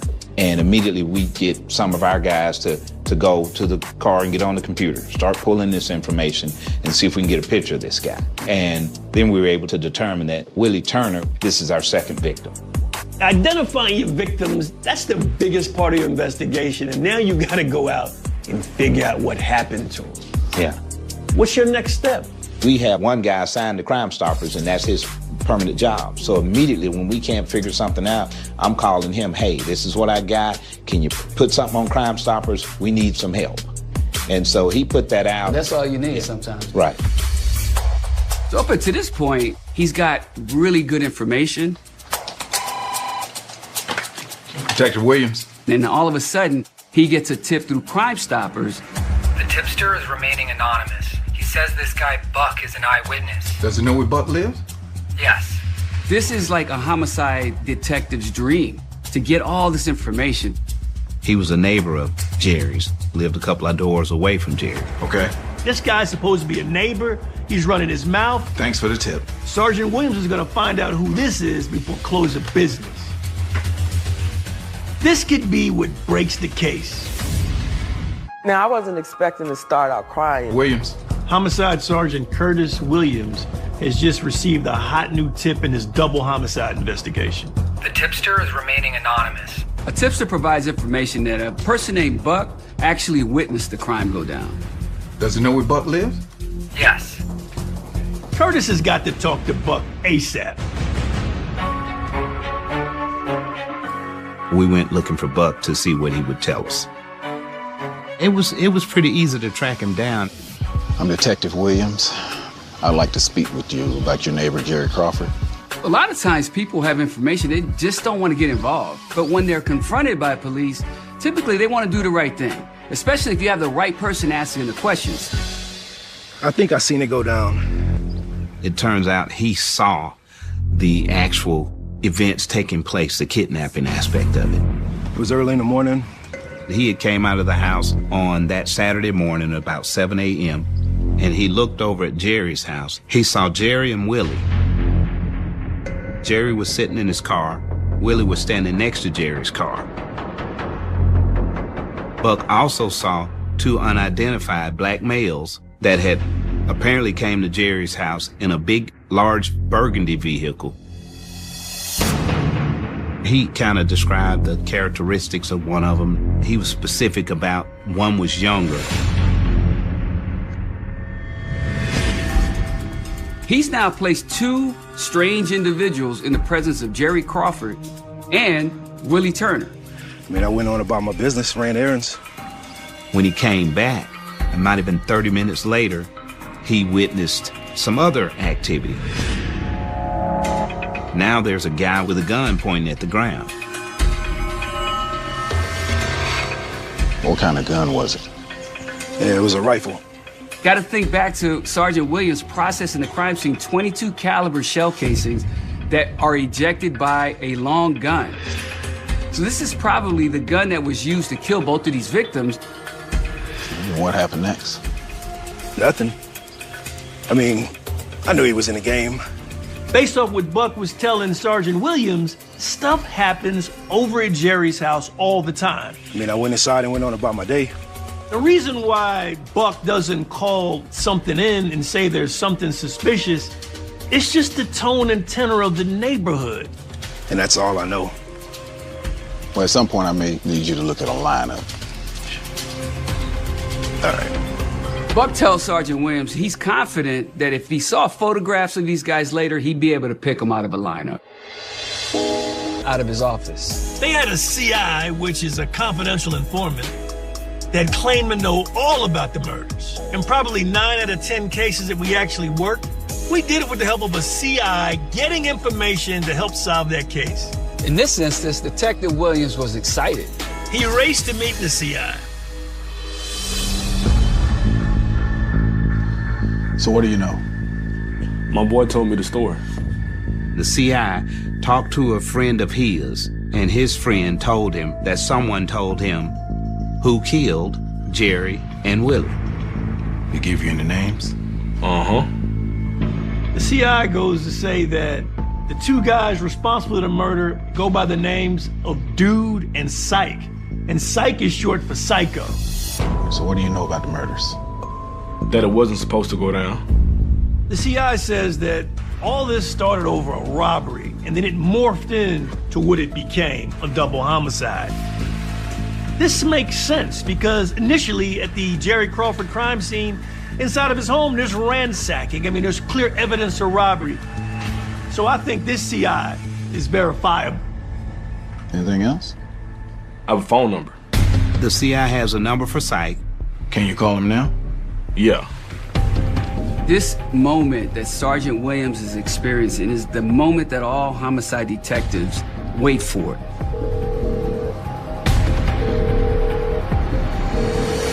Hello? Rifle. Sergeant Williams is chasing down two suspects in a brutal kidnapping turned homicide in Jefferson County, Alabama. So what do you know? My boy told me the story. He's just received word a confidential informant may have crucial information in this case. He gave you any names? Uh-huh. He goes on to identify the two individuals by their nicknames and told them it was Dude and Psych. The informant has a phone number for the suspect named Psycho. Can you call him now? This is incredible. This is what Sergeant Williams needs right now.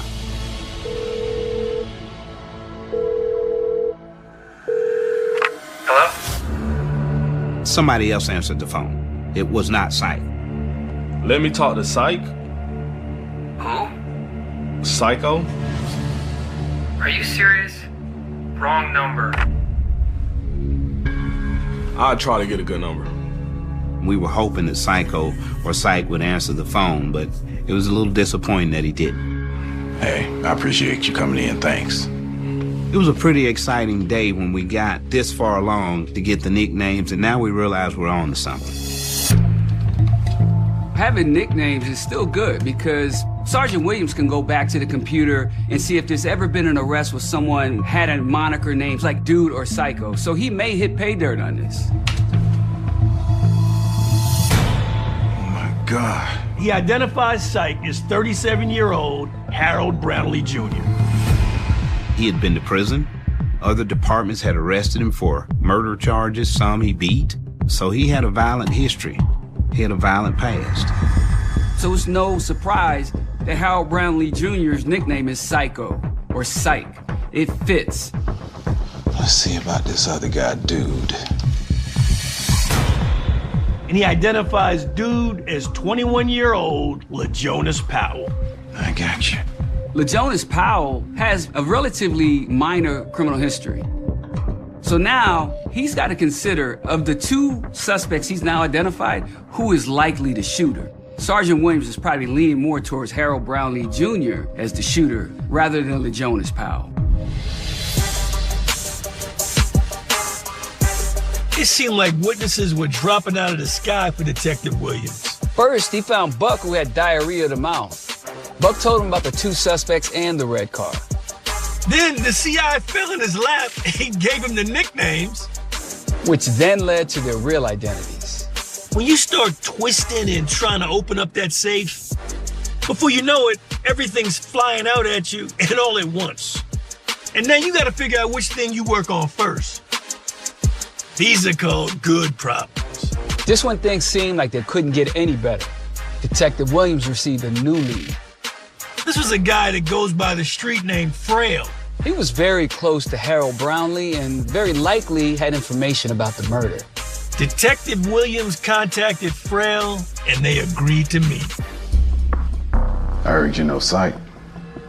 I mean, yeah, we tight. Well, Frail and Psych or Harold were buddies, that they had been partners in crime. They had done time in jail together. Oh, he's involved in the case I'm working. We talked to him in a certain way, like, hey, we know that you know about this. I need the truth. He's got to decide whether or not he's going to lie about it and get involved in something that he wasn't involved in, or just go ahead and get it off his back. All right, look, man. He came to my crib. When? After the murders. 1:30 sometime in the afternoon, Harold shows up at his apartment. Frail goes on to say that Syke says, hey, I'm just stopping by to holler at you real quick. You're not gonna see me for a while. And what that means is he's going on the run. Why was he trying to leave town? Because he did something bad. Syke goes on to say, I did something to Willie and Jerry. Did something, that only means exactly what happened. He killed 2 people. And he had to make that disclosure to someone. His friend named Frail was the one he dropped it on. It's like a washing of the sin, so to speak, to someone they trust. He just put all that weight on Frail, and Frail just passed it on to Sergeant Williams. Jefferson County Homicide Sergeant Curtis Williams has just identified his 2 suspects in a double homicide. 37-year-old Harold Brownlee Jr., a.k.a. Syke, and 21-year-old LaJonas Powell, a.k.a. Dude. Oh, he's involved in the case I'm working. I need the truth. The next witness that comes forward is a guy named Frail, and he gives information that he's actually is friends with this guy named Syke. He came to my crib. When? After the murders. He actually had the goods. I mean, look, he didn't go into details, just said that he was the one that killed Jerry and Willie. That's a third-party confession. That's golden. We've had so many cases where we have had someone hear the killer speak those words. This is what I did. That goes in the report, and a jury gets to hear that. What else? He said something about they were driving Dude's car. Harold did tell him that they used LaJonas Powell's car, which was a burgundy Buick Roadmaster. You sure about the color? Yeah. And that totally lines up with Buck's statement. Frail is just not your average witness. This guy is phenomenal. He is knocking it out the box. He has put this case in line for warrant time. What did it say about Dude? Young boy punked out.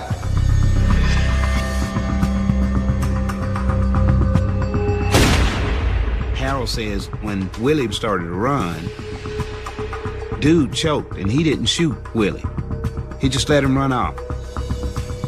And so Harold was telling Frail I had to do them both myself because Dude choked on me. Look, man, I ain't seen or heard from him since that day. I believe Frail was being truthful. Anyone look familiar? We show Frail some photo lineups, and he picks them out as the people he knows, as Harold Brownlee, as the person who came to his house and told him he just killed Jerry and Willie. That's Syke right there. What about this set? And he picked LaJonas Powell out as the person that Harold told him was with him, and they used his car to do this. That's Dude. Yeah, I appreciate it. Thank you. This is the piece of the puzzle. When you step back, now you can see it's a sailboat on the ocean. That's exactly where Sergeant Williams is at this point. He knows this case is going to be closed soon. After the bombshell interview with Frail, Sergeant Williams circled back with his eyewitness, Buck. He showed him a photo lineup of the 2 suspects. Buck positively ID'd LaJonas Powell. But he didn't pick out Harold Brownlee. Sergeant Williams felt that Buck was maybe too scared to pick out Brownlee. Because of his reputation, but that happens. At this point, he had everything he needed to charge both men with murder. Searches for Harold Brownlee were unsuccessful. But a tip came in that LaJonas Powell was hiding out at his mother's. Deputies went to the location and arrested Powell without incident. He was brought back to the office where Sergeant Williams hoped he could convince Powell to talk to him. Why do you think we came and kicked your door open tonight and drug you down here? About the murder of Henry Saturday, I want you to tell me what you know about it. The truth. I'm going to tell you everything. He just agreed to speak to Sergeant Williams without an attorney, and it's about to get good. I'm in my room sleep. My mama said it was about 6:30. My mama come out there and wake me up. She was like, dude, somebody wants you on the phone. He says, yes, I got a call from Harold, and he goes through this story about how Harold wanted to use his car. He borrowed your car at 8:45 and dropped you off at 8:45. Yes, sir. 3 hours later, he picked you up. Yes, sir. And so that took him away from the murder altogether. And when Harold returned with his car, that was the end of it. They went back to LaJonas' mother's house. At the house, LaJonas says Brownlee surprised him. He was like, "Park the trunk." When I parked the trunk, he put a rifle out here and a forward stop on. I like, "Man, what the f*** you got this gun in my trunk for?" He was like, "Oh, man, look, I killed somebody today." This and that. I'm like, "Man, hold on. Before you even go there, I don't want nothing to do with it." Powell's story rinses himself out of the murder completely. Sergeant Williams isn't buying this. It doesn't make sense. Because he knows, according to witness statements, something else happened, and LaJonas was there when it happened. Listen, let me ask you a question. Have you told us the complete truth? Sir, I told y'all everything I know, sir. I swear to God. Curtis goes into full drill instructor. Listen, because it's time out for talk. You done talked enough, right? He turns up the knob and he goes straight base on LaJonas' pal. I want you to understand, I don't believe you shot anybody. In fact, I know you didn't shoot nobody. But you yourself. I'll tell you the truth, the guy untrue, sir. He's about to give... Why do you think we came and kicked your door open tonight and drug you down here? Sergeant Curtis Williams has just arrested LaJonas Powell, one of the suspects in the double murder case he's working. I'm gonna tell you everything. This kid here, he can open the books up and bring this case in with this very interview. I like, "Man, what the f*** you got this gun in my trunk for?" Powell claims he wasn't involved at all, that Harold Brownlee is the lone killer. He was like, "Oh, man, look, I killed somebody today." Sergeant Williams is going, that's not consistent. That doesn't match up with the evidence. I want you to understand, I don't believe you shot anybody. But you yourself. He's not leaving that room until he gets everything he needs from LaJonas Powell. Powell suddenly changes his story. Dude put a gun on me. He was like, "Ride with me," so I ride with him. He admits to Harold coming back with his car, and he starts driving. Harold tells him where to go, and then Harold says, "Stop and open the trunk." And there's two guys in the trunk of the car. So I saw this guy in the trunk. Yes, sir. He had that dude and another guy in the trunk.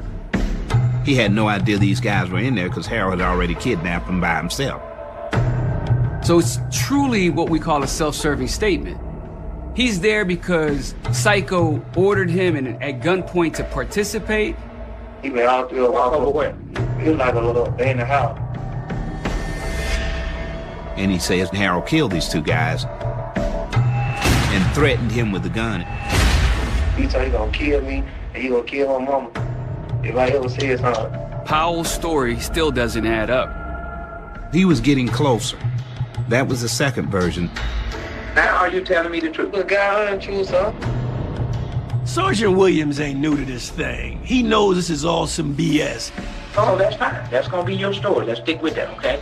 But listen, I hate being lied to with a passion. With a passion. I knew he was at the house.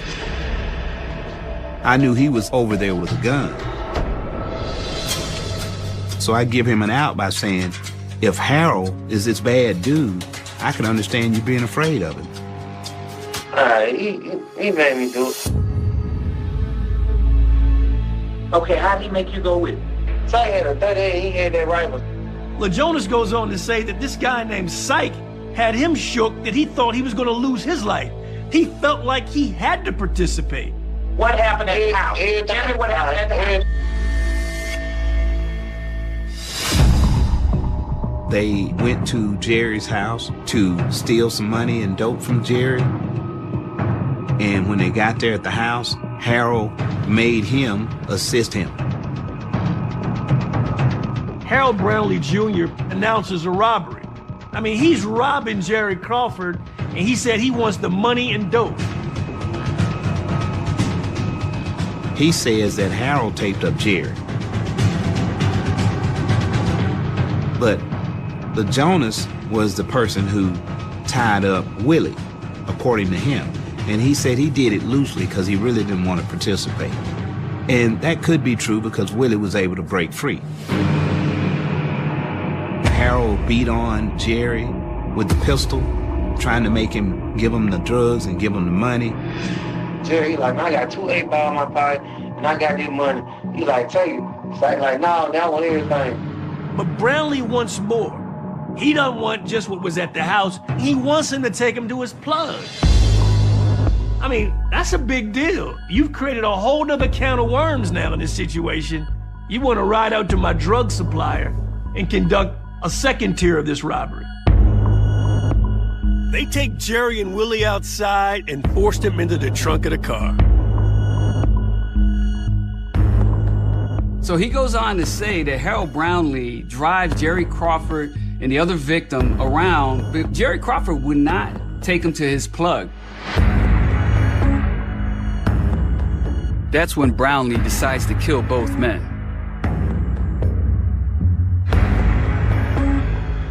He didn't want to leave any witnesses. Jerry, he was like, man, Psych, come on, man, don't do this, man, don't do this. In fact, like I told you, I wouldn't even play with you. And he shot that dude. Willie Turner sees what happens and takes off running, just like Sergeant Williams' theory from the beginning.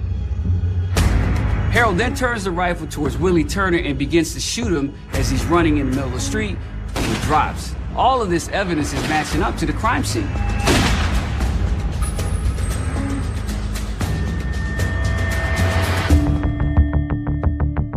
The interview that Curtis conducted is masterful. Because for him to go in that room and get this confession from this young would-be killer, this is amazing. LeJonas Powell is arrested and charged with kidnapping, robbery, and murder of both victims. Acting on a tip, they locate Harold Brownlee a few days later, and he's subsequently charged with capital murder. It's no surprise that Harold Brownlee refused to speak with detectives.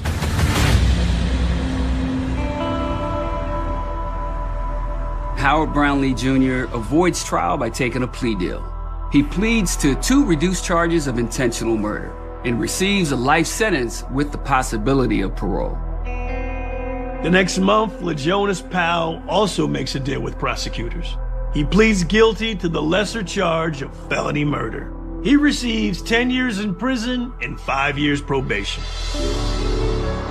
What you did here is phenomenal. You really pulled this thing off. And I was glad I had a chance to actually meet you. Well, I appreciate that. It's another contact wound. When thinking about all the intricacies that happened, What y'all have? Missing persons case. how Sergeant Williams put this case together. My boy told me the story. Like, I would love to be able to work a case with Sergeant Williams. I heard you know Psych. He's a kindred spirit to guys like me and them. Now are you telling me the truth? The guy untrue, sir? That someone else out there cares to this degree